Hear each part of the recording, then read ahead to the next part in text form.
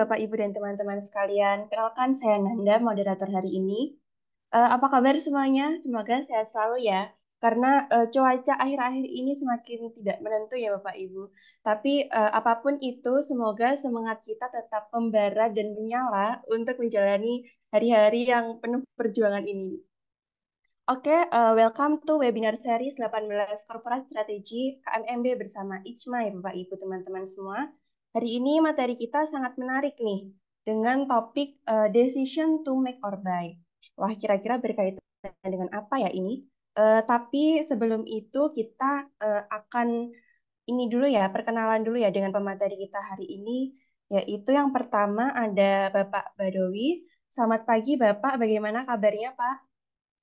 Selamat pagi Nanda, Alhamdulillah kabarnya sehat selalu. Bagaimana Nanda, Alhamdulillah. sehat juga? Iya, alhamdulillah sehat juga Bapak. Ini semangat ya Pak hari ini. Ya, meskipun jadwalnya sangat padat ya, Iya, tetap anytime semangat. kita tetap harus tetap semangat ya dan Iya, jaga kesehatan. betul. Ya, terima kasih Pak. Oke. Yang kedua, Mbak Widya, saya sapa. Selamat pagi Mbak Widya, bagaimana kabarnya? Selamat pagi, Mbak Nanda. Alhamdulillah sehat. Alhamdulillah. Aman ya Mbak Widya, kelihatan ceria sekali ya hari ini, Masya Allah. Ya, kita harus tetap menyala seperti kata Mbak Nanda tadi ya. Iya, betul. Oke, tanpa berlama-lama lagi, kita akan menuju materi kita hari ini. Untuk itu yang pertama kepada Mbak Widya, saya persilahkan. Silahkan, next slide. Baik, selamat pagi Bapak, Ibu, dan teman-teman semuanya. Jadi pada kesempatan kali ini kita akan membahas tentang decision make or buy atau outsourcing dengan mengidentifikasi beberapa pertimbangan dan aturan. Nah, secara sederhana, outsourcing ini sebuah keputusan perusahaan apakah ingin membuat sesuatu itu sendiri atau melakukan outsourcing kepada pihak ketiga. Nah, pada kesempatan kali ini kita akan melihat apa itu outsourcing dan offshoring. Mungkin kita lihat dulu perbedaannya ya. Jadi, mungkin outsourcing dan offshoring ini dua strategi bisnis yang sering digunakan untuk mengurangi biaya, meningkatkan efisiensi, dan mengakses keahlian khusus. Namun, meskipun ini terlihat sama, namun memiliki makna yang berbeda. Jadi di sini sudah tertera outsourcing merupakan praktik mempekerjakan perusahaan atau individu dari luar organisasi untuk melakukan tugas atau layanan tertentu yang sebelumnya dilakukan secara internal. Eh, Seperti contoh, ada perusahaan manufaktur mengalihkan bagian pemasaran digitalnya kepada perusahaan pemasaran eksternal, atau yang kita sering temui seperti misalnya di rumah sakit atau di sebuah perusahaan mengalihkan layanan kebersihan kepada layanan perusahaan pembersih profesional. Nah, mungkin secara manfaat untuk outsourcing ini dapat membantu mengurangi biaya, mengakses keahlian khusus, kemudian memberikan kesempatan bagi perusahaan untuk fokus pada inti bisnis, serta meningkatkan fleksibilitas. Namun ada risiko yang timbul ketika kita memutuskan strategi outsourcing ini, yakni salah satunya perusahaan akan kehilangan kendali untuk fungsi-fungsi yang dialihkan, serta kita akan ada risiko terkait controlling kualitas, kemudian untuk keamanan data juga. Kemudian yang kedua, kita akan bahas terkait offshoring. Di sini tertera offshoring merupakan praktik memindahkan operasi bisnis atau pekerjaan ke negara lain atau beda tempat. Namun perusahaan masih memiliki kendali atas pekerjaan tersebut, tetapi pekerjaan dilakukan di lokasi yang berbeda secara geografis. Jadi seperti contoh ada sebuah perusahaan teknologi, mungkin yang bisnis operasinya itu dibuka di negara berkembang karena alasannya ada biaya tenaga kerja yang lebih rendah. Sehingga manfaat dari offshoring ini dapat mengurangi biaya operasional, kemudian meningkatkan akses untuk lebih global, kemudian ada fleksibilitas juga. Namun ada timbul risiko juga ketika kita memutuskan untuk offshoring, yakni yang pertama mungkin ada perbedaan budaya, kemudian terkait dengan hukum dan regulasi, kemudian risiko politik atau bahkan ekonomi di negara tersebut. Jadi kalau bisa kita simpulkan, perbedaan utama dari outsourcing dan offshoring ini mungkin ada tiga. Yang pertama, jika dilihat dari fokus lokasi, kalau outsourcing ini lebih ke penggunaan pihak luar untuk menjalankan tugas tertentu. Kalau offshoring ini melibatkan pemindahan operasi ke lokasi geografis yang berbeda. Kemudian yang kedua berkait dengan controlling dan kepemilikan. Jika dalam outsourcing ini dialihkan kepada pihak ketiga yang terpisah dari perusahaan, namun kalau outsourcing ini perusahaan masih punya kendali atas operasi strateginya, tapi lokasi kerjanya aja yang berbeda. Nah, kemudian kalau yang ketiga dilihat dari tujuan melalui penggunaan sumber daya eksternal. Kemudian kalau offshoring ini bertujuan untuk memanfaatkan biaya tenaga kerja yang lebih rendah atau sumber daya yang memiliki kapasitas atau profesionalitas yang lebih tinggi. Seperti itu. Nah, mungkin bisa ditambahkan oleh Pak Bat untuk detailnya terkait outsourcing dan offshoring ini. Begitu, Mbak Nanda. Iya, baik. Nah, untuk memperdalam materi lebih lanjut nih, Pak, mungkin ada skema atau materi yang memperdalam ini ya, Pak. Monggo Pak Badawi, saya persilahkan. Ya, terima kasih Nanda. Oke, tadi kita sudah disampaikan oleh Widi ya, Bapak Ibu, terkait dengan dua skema. Sekali lagi, kalau Bapak Ibu perhatikan di beberapa pertemuan sebelumnya, salah satu hal yang akan kita perhatikan, kenapa adanya strategi korporasi, ada strategi aksi korporasi, tentunya semua itu tujuannya untuk meningkatkan produktivitas perusahaan kita. Betul ya Bapak Ibu ya? Nah, ada satu kasus, misalnya kita ingin pengembangan pasar ke luar negeri misalnya ya. Pasti Bapak Ibu mendapatkan tantangan dari pemegang saham. Ini kalau kita pengembangan bisnis di Indonesia saja, kita sudah mendapatkan 60% saham, 60% market share maksud saya, sudah 60% market share. Artinya kita kalau tidak pengembangan bisnis ke luar negeri, maka pada sisi produktivitas atau dari sisi tingkat maturity level itu akan turun. Nah, oleh karena itu kita harus mencari skenario, ya, mencari cara supaya bisnis kita tetap produktif. Nah, ada salah satu yang bisa kita perhatikan kalau kita lihat secara praktis di lapangan, ada skema namanya offshoring. Nah, ada skema namanya offshoring ya. Jadi Bapak Ibu bisa perhatikan kalau offshoring ini tadi disinggung juga oleh eh, apa namanya oleh Widi, bahwa ini kita menggunakan eh, sumber daya dari tempat yang berbeda untuk melakukan bisnis yang kita miliki seperti itu. Nah, kalau kita perhatikan lagi offshoring ini kan tadi disinggung oleh Widi bahwa kita melakukan aktivitas-aktivitas bisnis pada sektor baik sektor hulu sampai sektor hilir. Nah, kita bisa ambil apakah pada sisi produksinya ataukah pada sisi apa namanya proses bisnis yang ada di tengah gitu ya, atau proses penjualan yang akan kita lepas untuk di tempat yang berbeda ya. Misalnya Astra misalnya ya, Toyota Astra Indonesia Internasional, dia melakukan offshoring untuk skema penjualan produk-produk Toyota di luar negeri ya. Kemarin kita perhatikan kalau tidak salah 2 tahun yang lalu atau tahun lalu ya, Astra menjual Fortuner ke Australia. Nah, ini salah satu skema yang pengembangan dari penjualannya itu ke luar negeri. Nah, sehingga kita bisa perhatikan skema offshore ini apakah dilakukan di negara yang berdekatan atau negara yang berjauhan. Maka secara skenario offshore itu kita bagi dua Bapak Ibu ya. Ada nearshoring ya. Kemudian ada far shoring.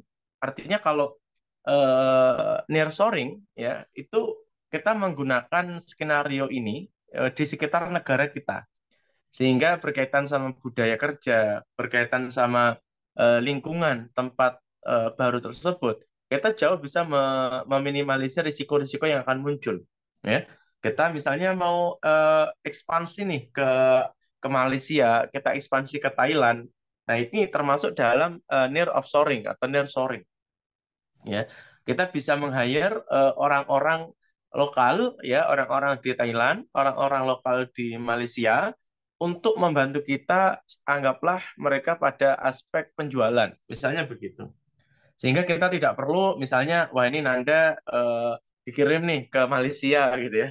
Terus kemudian Anda belum tentu tahu bahasa di sana, belum tentu memahami budaya di sana. Apalagi bisnis kadang-kala kita perlu sedikit negosiasi, bercanda. Nah, gaya style itu kan pasti sangat berbeda antar negara, ya. Ada yang menyebutnya American style, ada menyebut Japanese style. Itu supposed to be bercandanya akan berbeda, ya. Jangan-jangan nanti malah tersinggung gitu ya. Ada satu negara kalau kita misalnya kita komunikasi dengan mereka, kemudian kita apa namanya kita pegang pundaknya gitu sebagai bentuk touching dan lain-lain. Ada negara yang merasa wah ini sangat humble, ini sangat warming gitu. Tapi ada negara lain juga mengatakan wah ini sudah tidak sopan gitu. Ini unethical attitude misalnya begitu. Nah, ini karena perbedaan budaya Bapak Ibu. Maka kalau misalnya kita mau ekspansi, kemarin disinggung juga, apakah kita mau akuisisi di perusahaan di luar negeri, kayak kasusnya Indofood, dia mengakuisisi 100% saham di Pine Hill Group di Timur Tengah. Nah, itu artinya adalah far sourcing, ya. Jadi kita tidak perlu membangun pabrik dari awal, kita bisa pakai skema akuisisi atau greenfield ya tentunya.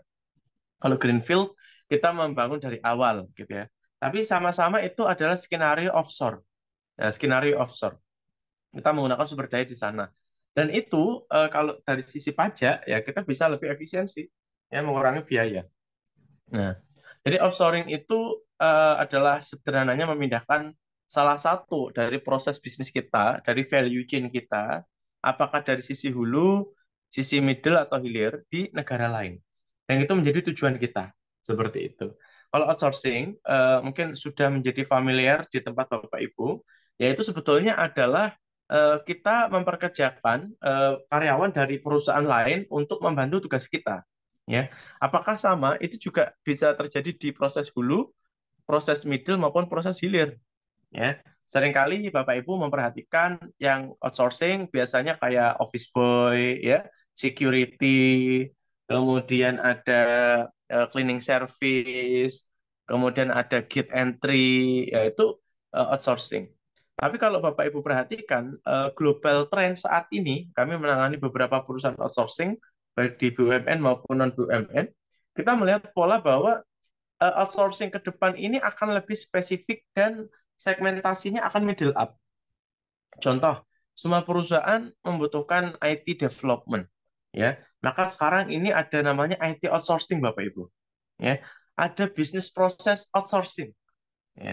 Sehingga ketika Bapak Ibu, misalnya perusahaan Bapak Ibu adalah manufaktur based company, atau misalnya perusahaan Bapak Ibu adalah service company, yang mana itu tidak memiliki core kompetensi terkait dengan pengembangan digitalisasi. Daripada Bapak Ibu investasi ya untuk pengembangan digital sendiri, belum tentu nanti sukses, malah nanti investasi yang kita keluarkan justru merugi, ya lebih baik kita outsourcing.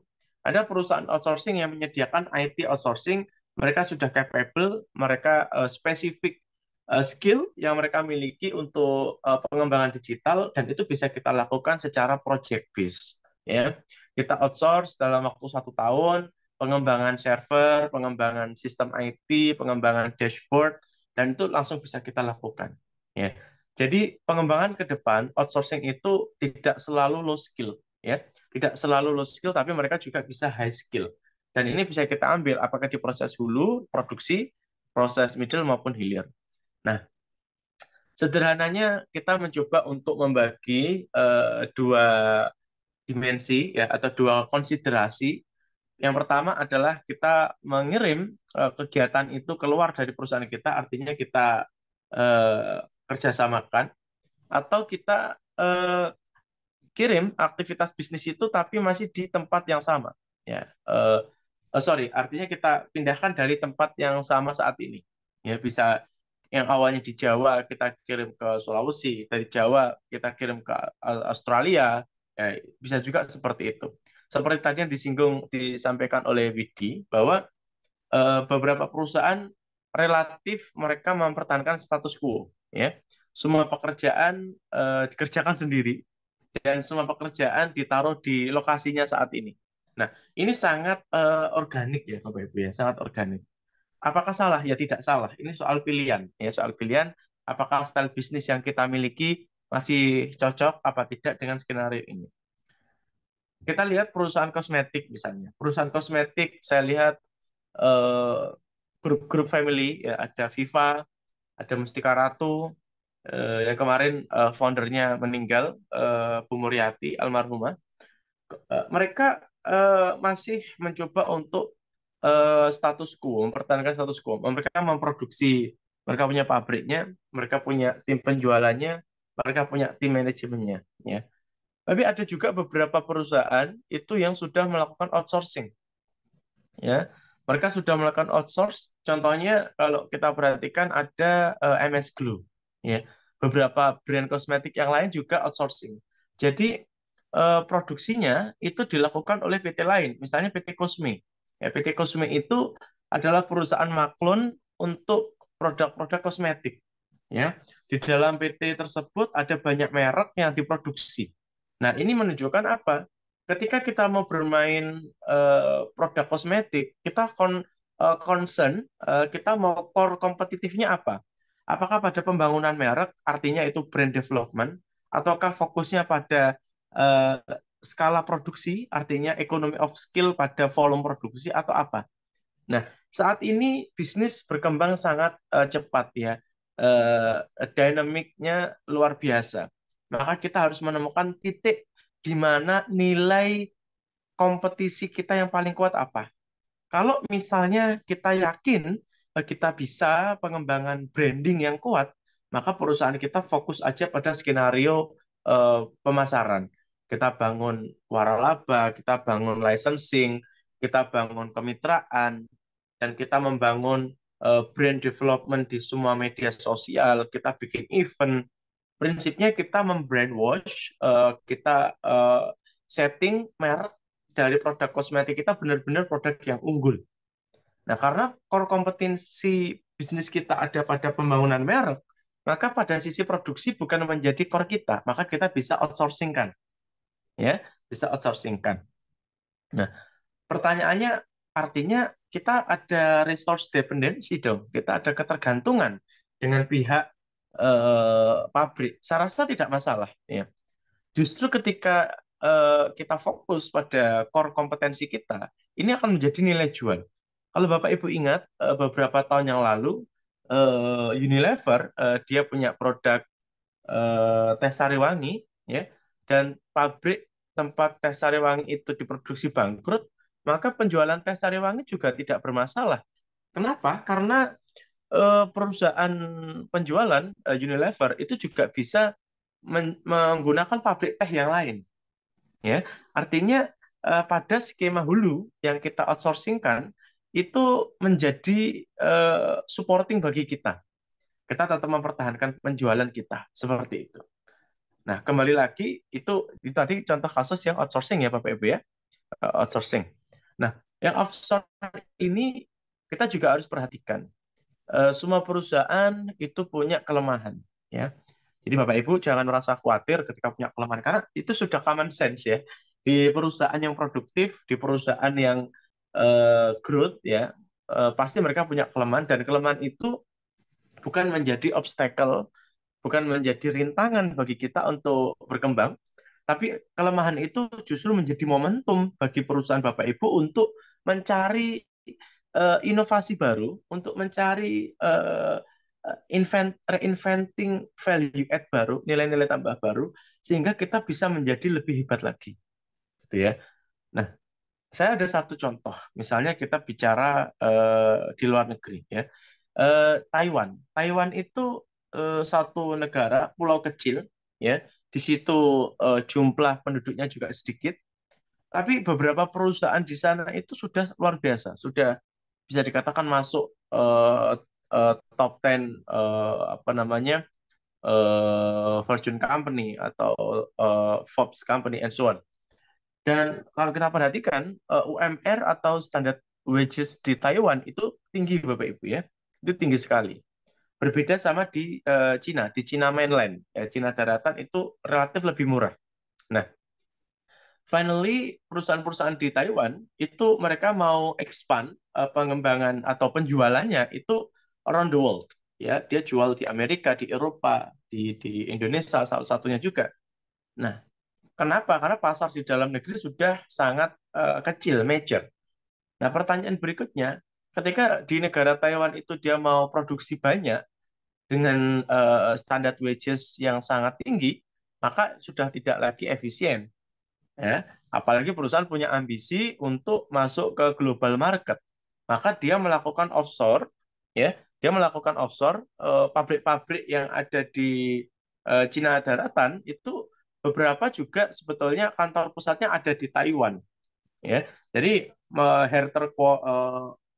headquarter office-nya itu di Taiwan, beberapa juga ditaruh di New York, beberapa taruh di Singapura.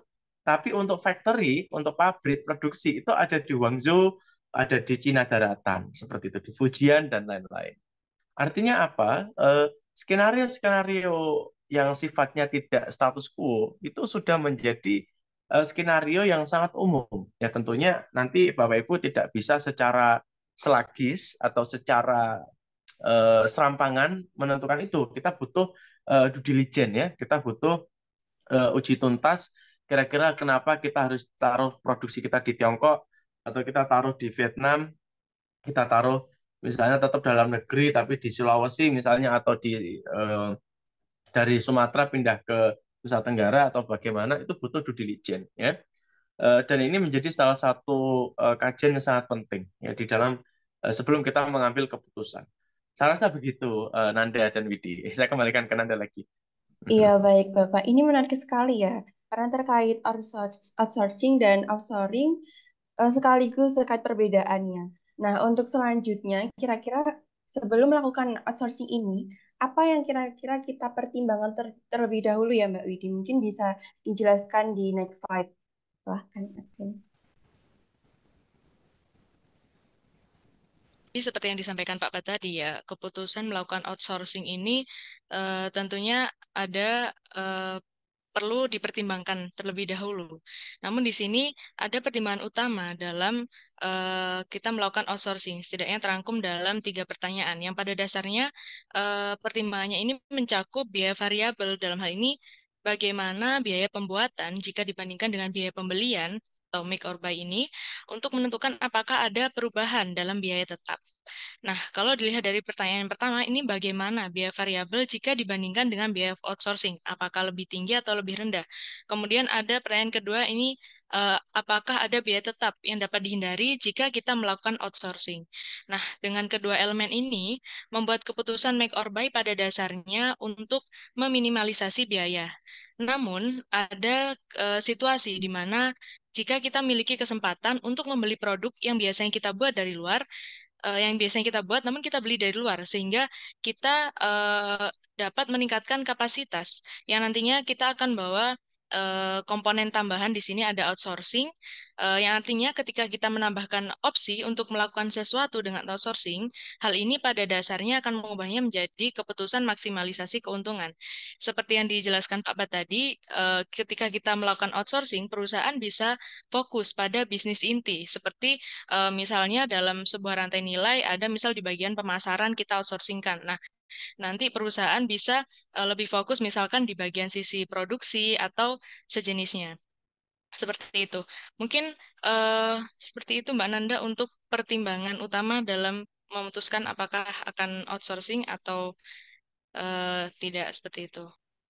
Oke, iya. Jadi memang ini ya, ada hal-hal yang perlu kita pertimbangkan dulu ya sebelum kita melakukan outsourcing, yaitu dapat melalui beberapa pertanyaan yang telah dijelaskan oleh Mbak Widi tadi ya, Mbak.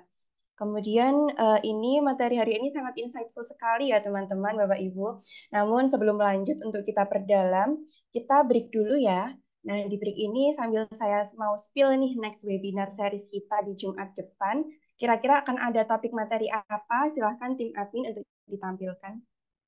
Nah, ini dia. Nggak kalah menarik ya, webinar seri 19 kita nanti membahas tentang Designing the Multi-Business Corporation.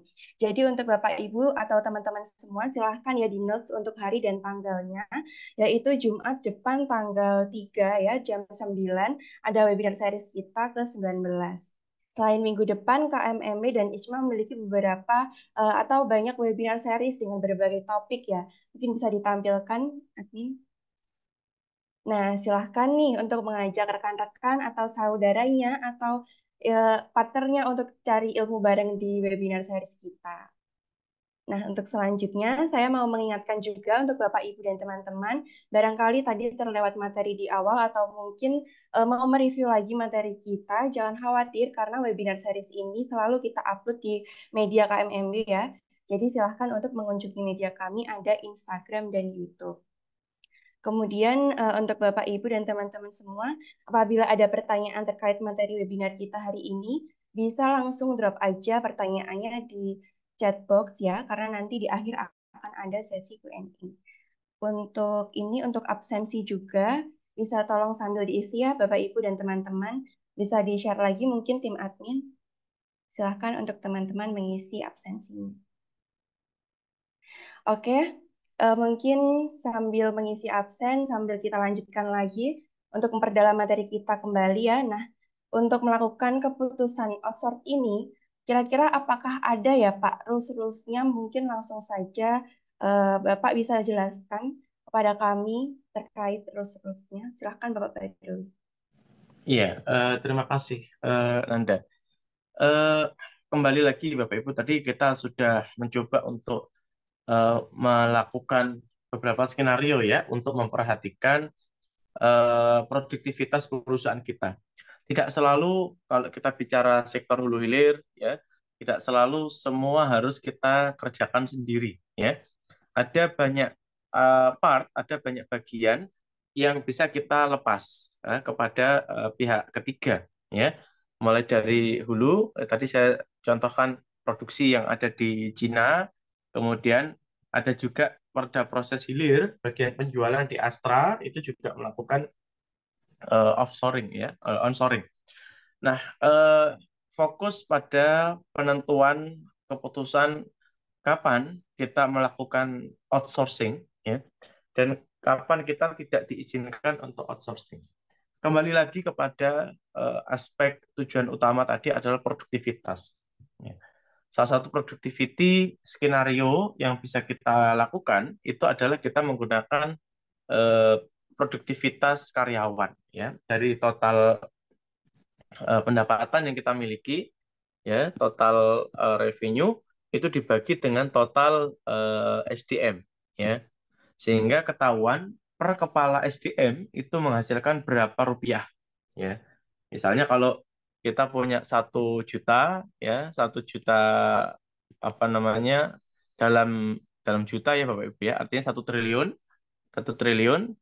Terus kemudian kita punya karyawan, anggaplah karyawan kita adalah eh, misalnya 1.000 karyawan, maka produktivitas per karyawan itu adalah eh, berapa? 1 miliar, ya, 1 miliar per karyawan. Nah, ini produktivitas. Nah, kita perhatikan di dalam struktur ini itu kira-kira proses bisnis mana yang bisa kita lepas. Misalnya kita bisa melepas satu proses di dalam pabrik, ya. Nah, pabrik ini kita outsourcing kan, akhirnya kita maklun ya, kita maklun ke perusahaan produsen yang fokus pada peningkatan skala produksi.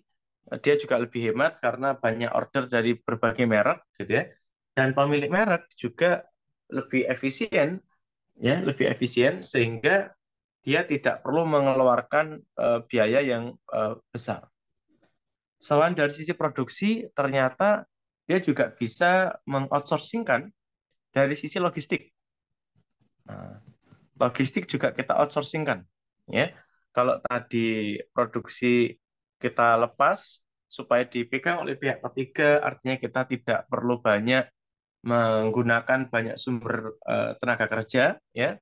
Resiko juga ada di pihak ketiga. Lalu dari sisi logistik juga begitu, kita lempar ke pihak ketiga, artinya risiko delivery produk kita ditanggung pihak ketiga. Dari sisi wages juga kita tidak begitu memperhatikan. Nah, otomatis sangat mungkin jumlah karyawan kita akhirnya berkurang.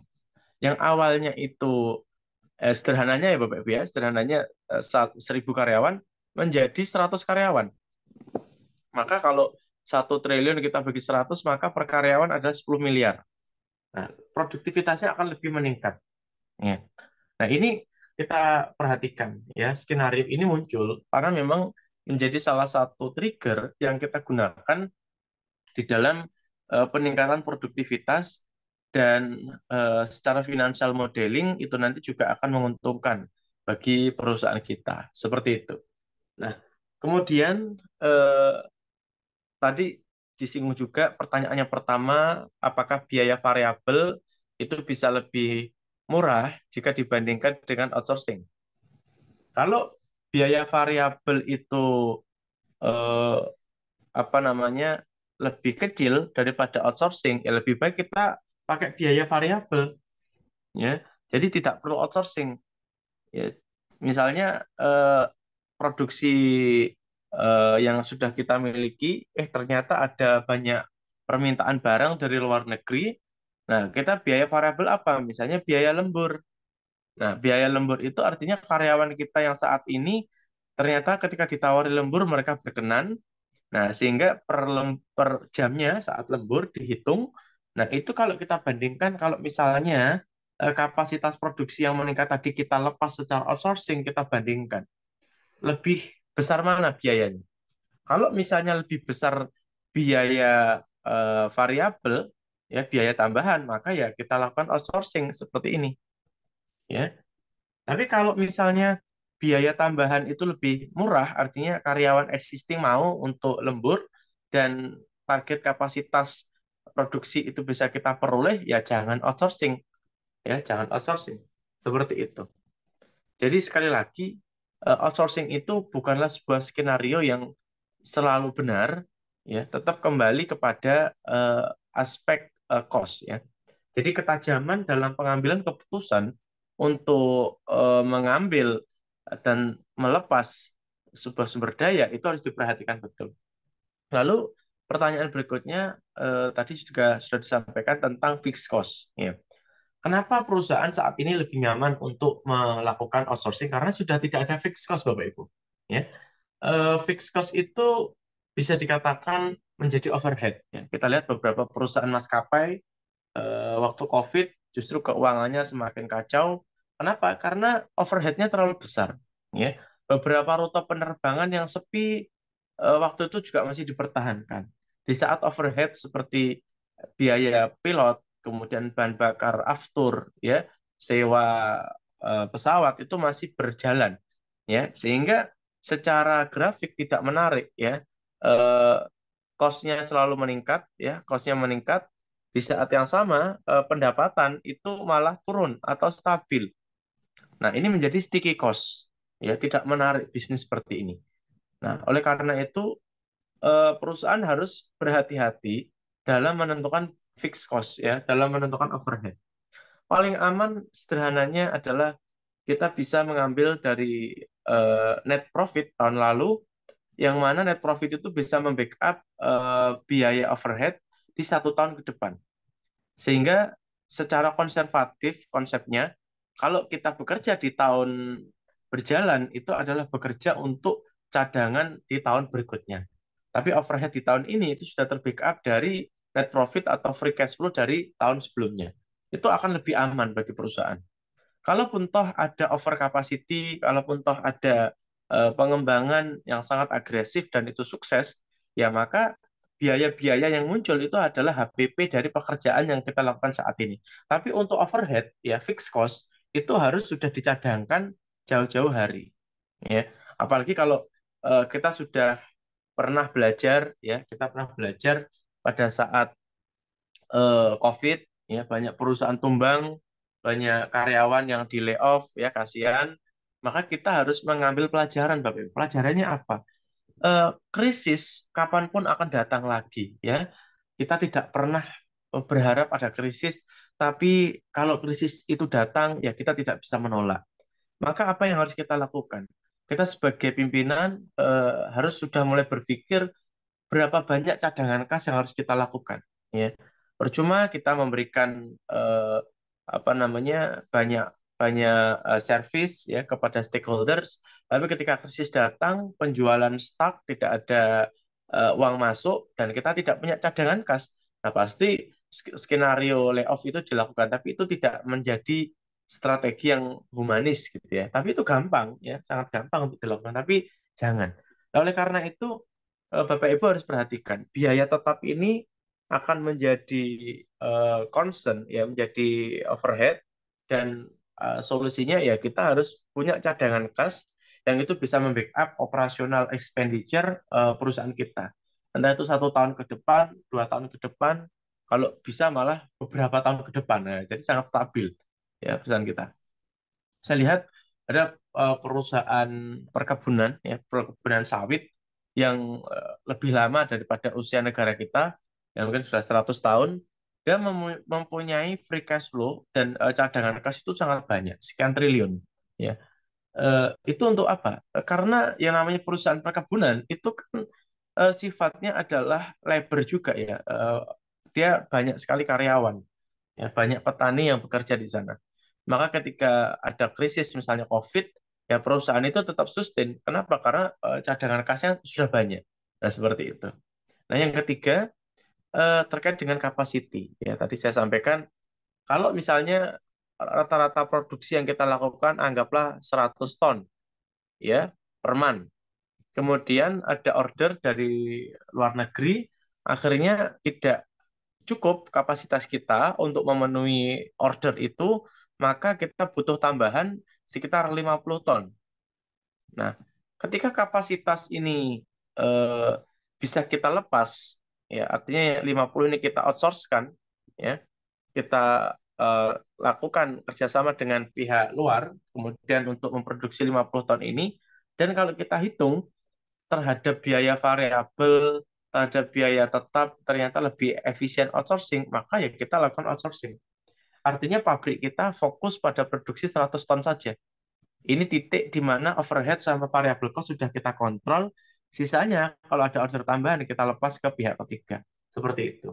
Jadi Bapak Ibu perlu diperhatikan juga kemarin di beberapa sesi ada skenario sinergi ya yang sudah pernah kita diskusikan. Apakah kita akan lakukan konsolidasi, kustomisasi, ya sinergi dan lain-lain. Maka itu sebetulnya kita bisa menciptakan suasana yang awalnya perusahaan lain itu adalah kompetitor kita, sekarang justru menjadi mitra kita. Nah, seperti contoh kasus outsourcing ini. Bayangkan ketika Bapak Ibu eh, lepas 50 ton ini ke perusahaan outsourcing, itu kan secara tidak langsung Bapak Ibu menyadari bahwa perusahaan lain itu bisa memproduksi barang yang sama seperti yang Bapak Ibu produksi. Kan begitu? Apakah itu tidak menciptakan persaingan baru? Tentunya. Ya. Perusahaan yang bisa memproduksi barang Bapak Ibu itu adalah ya kurang lebih kompetitornya Bapak Ibu. Tapi dengan adanya skenario kemarin yang kita bicarakan terkait dengan sinergi, maka ini bisa menjadi mitra ya. Jadi sudah tidak saatnya kita berkompetisi, sekarang adalah waktunya kita berkompetisi ya. Berkompetisi itu ya kita berkompetisi tapi kita juga bermitra seperti itu ya. Saya rasa begitu Nanda. Saya kembalikan ke Nanda. Iya, baik Pak. Oke, jadi memang ini ya, ada beberapa hal yang perlu dipertimbangkan serta aturan-aturan yang kiranya perlu diperhatikan ya Bapak dan Mbak Widi sebelum memutuskan untuk perusahaan itu outsourcing. Oke, untuk Mbak Widi, kira-kira apa saja ya Mbak yang menjadi motivasi perusahaan ini untuk melakukan outsourcing? Silahkan mungkin Mbak Widi bisa dijelaskan. Baik, terima kasih Mbak Nanda. Mungkin bisa next slide. Jadi sebetulnya perusahaan ini memiliki alasan dan kebutuhan yang spesifik ya Bapak Ibu untuk outsourcing. Namun di sini kami merangkumnya menjadi tiga. terkait motif for outsourcing. Yang pertama, jika ini outsourcing dilakukan karena perusahaan ingin melakukan efisiensi.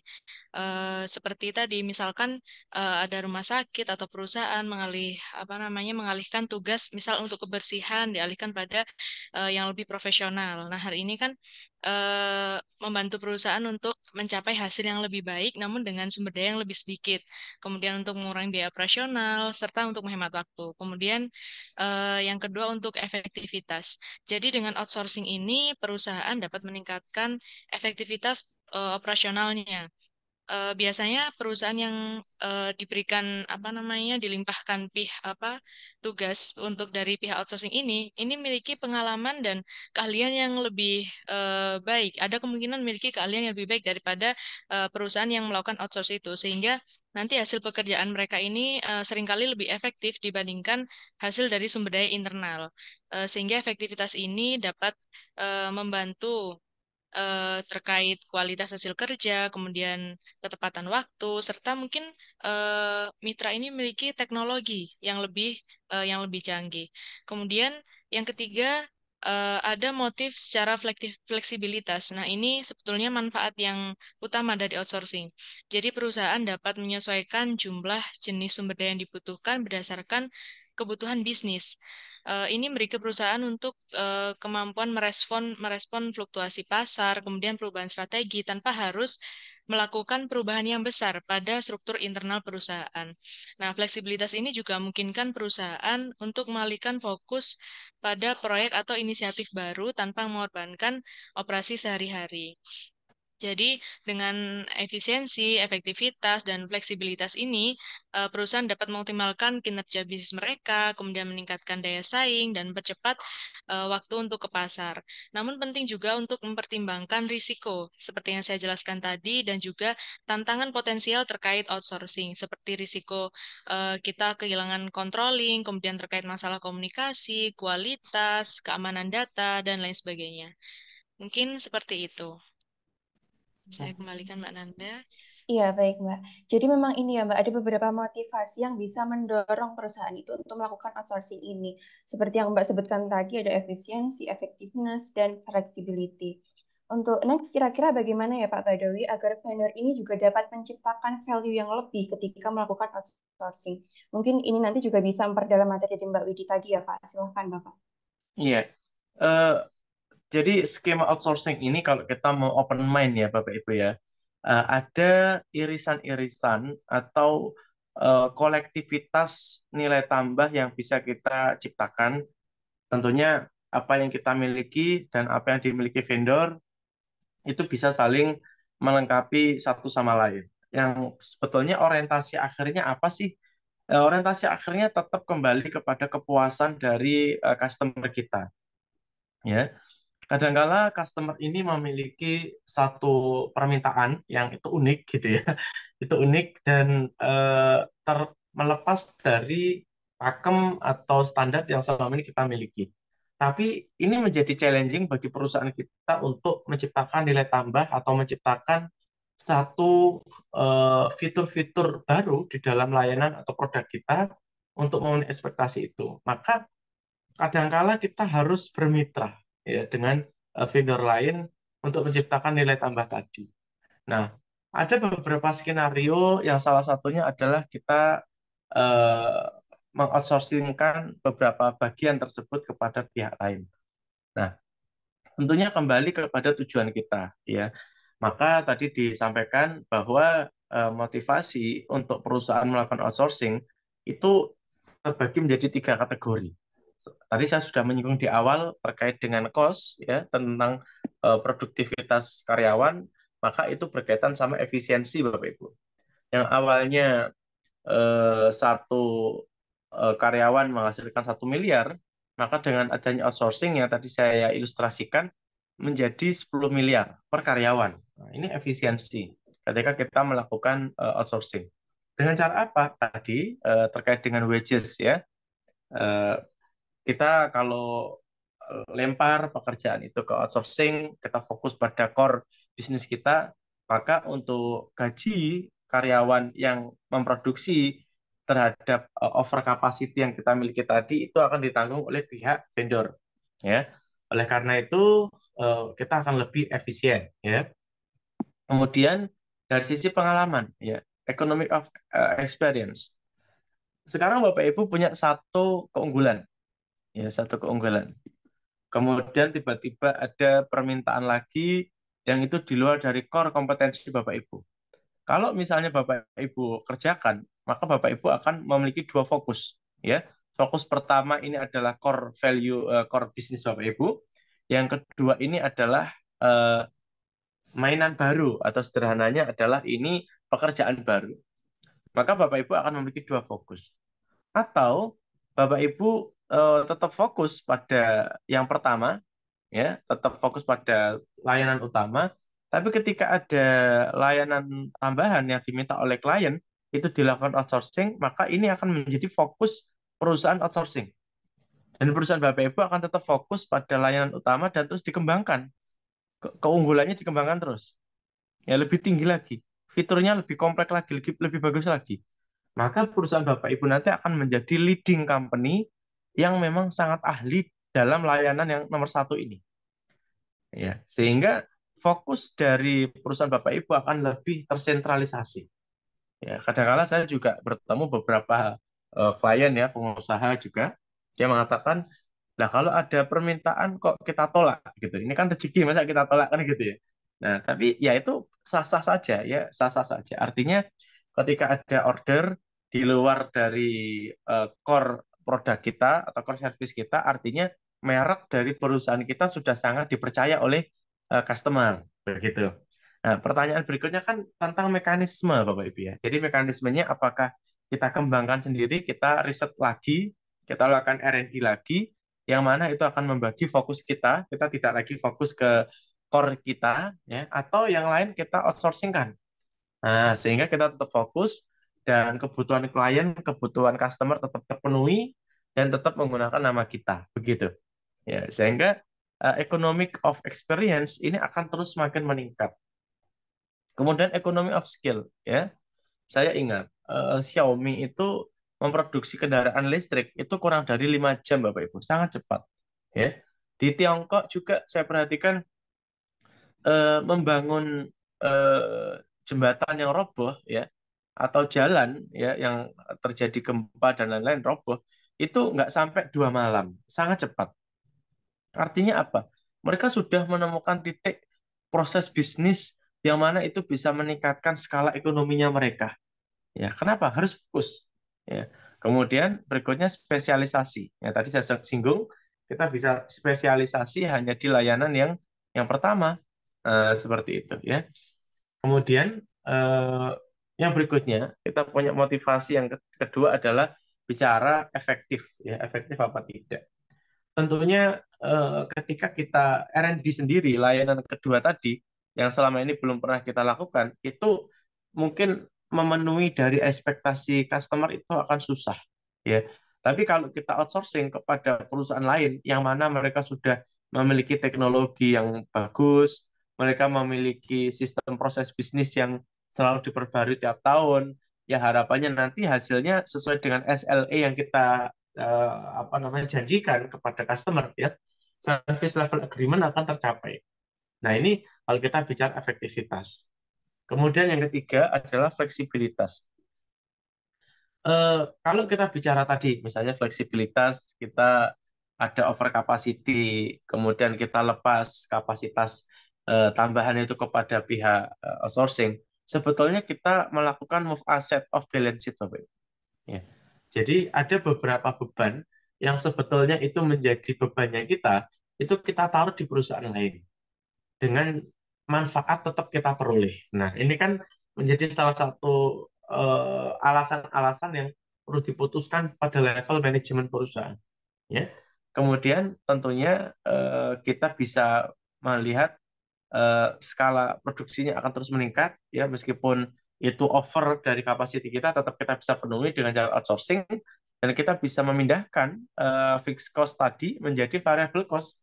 Karena ketika tidak ada order tambahan, ya, sekali lagi tadi misalnya kapasitas kita 100 ton, kemudian ada kebutuhan tambahan 50 ton, Maka yang 50 ton ini kalau kita produksi sendiri itu kadang-kala bisa fix cost. Ya, kita beli mesin lagi, kita harus hire karyawan lagi, itu susah. Tapi mending yang 50 tambahan ini karena belum tentu ini ordernya rutin tiap tahun, maka kita jadikan outsourcing dan ini menjadi variable cost. Ketika tidak ada order, maka cost untuk memproduksi ini juga sudah tidak ada lagi. Nah, saya rasa begitu. Apa namanya rasionalisasi mekanismenya. Silakan nanti kalau ada pertanyaan dari Bapak Ibu silakan disampaikan ya di kolom chat. Nanti biar dipandu sama moderatornya. Oke, silakan saya kembalikan ke Nanda. Hmm.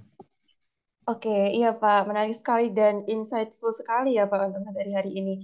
Mungkin untuk selanjutnya kita akan langsung saja ke sesi Q&A. Saya akan Oke. bacakan pertanyaan dari partisipan. Sebentar. Hmm, ya, jadi ini ada pertanyaan Bapak dan Mbak Widi. Akan saya bacakan dari Mbak atau Ibu Anik Yuliati.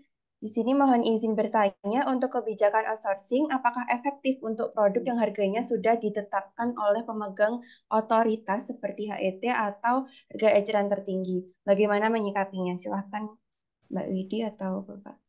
Ya, silakan mungkin Widi mau menjawab terlebih dahulu. Ya. Baik, mungkin saya akan menjawab sebisa saya ya, nanti mungkin bisa dilengkapi Pak Bet. Jadi terkait kebijakan outsourcing ini, apakah efektif untuk produk yang harganya sudah ditetapkan oleh pemegang otoritas seperti HET atau harga eceran tertinggi?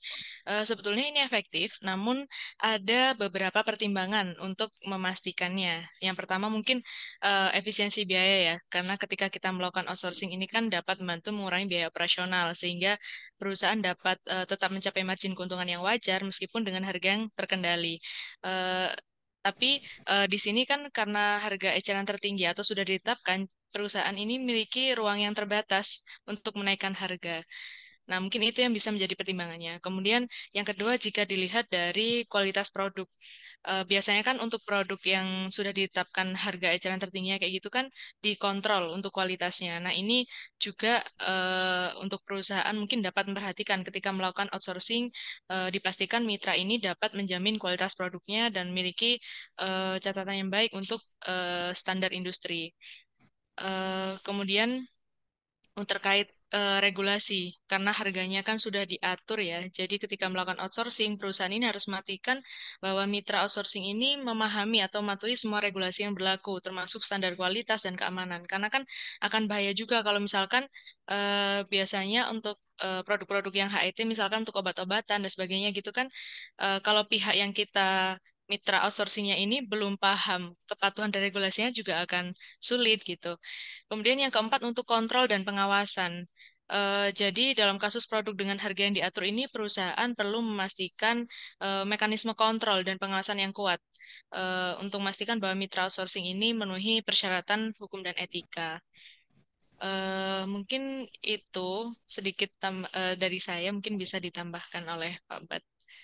Iya, Ya, silahkan Mbak. eh, terima kasih Widi. Jadi menyikapi pertanyaan tadi, memang ada beberapa industri itu harganya sudah sangat dikontrol ya sama pemerintah, salah satunya HET itu ya. Eh, karena memang itu biasanya produk-produk yang eh, bisa dikatakan apa ya demand-nya masif ya. Dan juga kalau tidak diberikan harga eceran tertinggi misalnya itu juga akan sangat liar harganya justru merugikan customer. Nah, justru ketika ini perusahaannya itu sudah ditarget harganya ditentukan oleh regulasi, maka perusahaan harus mencari cara, mencari kreativitas-kreativitas baru untuk mengurangi biaya. Karena kalau kita mau bermain pada margin kan tidak bisa ya Bapak Ibu ya. Kita mau margin tidak bisa. Nah, sederhananya begini, kita dalam berbisnis itu secara kategori itu terbagi jadi dua. Kita mau bermain margin ya atau bermain skala ekonomi ya. Nah, kalau kita sudah harganya itu ditentukan oleh pihak eksternal, itu kita mau bermain pakai margin yang tinggi itu tidak bisa ya. Jadi keuntungan perusahaan itu bisa diperoleh bukan karena margin. Kalau kita lihat margin itu contohnya kayak jualan mobil-mobil mewah ya, kayak Lexus ya, Mercedes itu jumlah volume penjualan itu tidak banyak, maka di jalan itu sangat jarang, ya. Tapi sekalinya laku terjual itu marginnya tinggi sekali, maka perusahaan bisa sustain dengan margin yang tinggi itu. Tapi beberapa perusahaan yang tidak bisa menentukan harga lebih tinggi, ya maka strateginya harus bermain pada volume of sales, ya, jumlah penjualannya harus bagus. Nah, untuk meningkatkan jumlah penjualan yang bagus, ya, tentunya produksi kapasitas barang yang diproduksi juga harus tinggi. Nah, salah satunya ya kita harus melakukan outsourcing. Justru outsourcing itu akan menjadi nilai jual bagi kita karena biayanya akan lebih kita tekan. Ya, karena biaya bisa kita tekan, maka kita bisa menjual kepada market menyesuaikan dari regulasi yang ada. Ya, dengan catatan yang perlu Bapak Ibu perhatikan, perusahaan yang sudah memiliki HET, perusahaan itu tidak bisa bermain pada margin, maka kata kunci untuk sustainability company-nya adalah pada volume penjualan, ya, jumlah penjualan yang sangat banyak. Mungkin tahun ini eh, satu ton produk, tahun depan 2 ton produk. Harganya sudah ditentukan, tapi karena jumlah unit produknya makin banyak, maka kita bisa sustain. Sehingga kita cari vendor mana yang bisa memenuhi ekspektasi kualitas yang kita harapkan dengan harga variabel yang relatif lebih murah. Saya rasa begitu, Nanda. Hmm. Ya baik Pak, terima kasih kepada Mbak Widi dan Pak Badawi. Semoga dapat terjawab ya Ibu Ani. Nah, karena keterbatasan waktu juga, jadi hari ini hanya ada satu pertanyaan saja ya. Nah, untuk Bapak dan Ibu atau teman-teman yang masih memiliki pertanyaan lain, silahkan untuk join lagi di next webinar series kita bersama Ijma. Untuk info-info lebih lanjut juga terkait layanan KMMB, silahkan kunjungi sosmed dan website kita. Jangan lupa untuk mengisi absensi juga ya Bapak Ibu, saya kembali ingatkan, mungkin bisa tolong di-share juga kepada tim admin. Oke, serta untuk teman-teman yang lain yang ingin review atau ketinggalan materi hari ini, bisa langsung saja cek di YouTube kita di KMMB karena nanti akan kita upload. Oke, baik. Terima kasih kepada Pak Badawi dan Mbak Widi. Terima kasih juga kepada Bapak Ibu, teman-teman yang sudah hadir pada hari ini. Mohon maaf apabila ada kesalahan. Saya tutup. Terima kasih. Selamat siang. Selamat siang. Terima kasih Bapak Ibu. Terima kasih Sampai jumpa Bapak minggu Ibu depan. semuanya. Terima kasih, Widi, Nanda.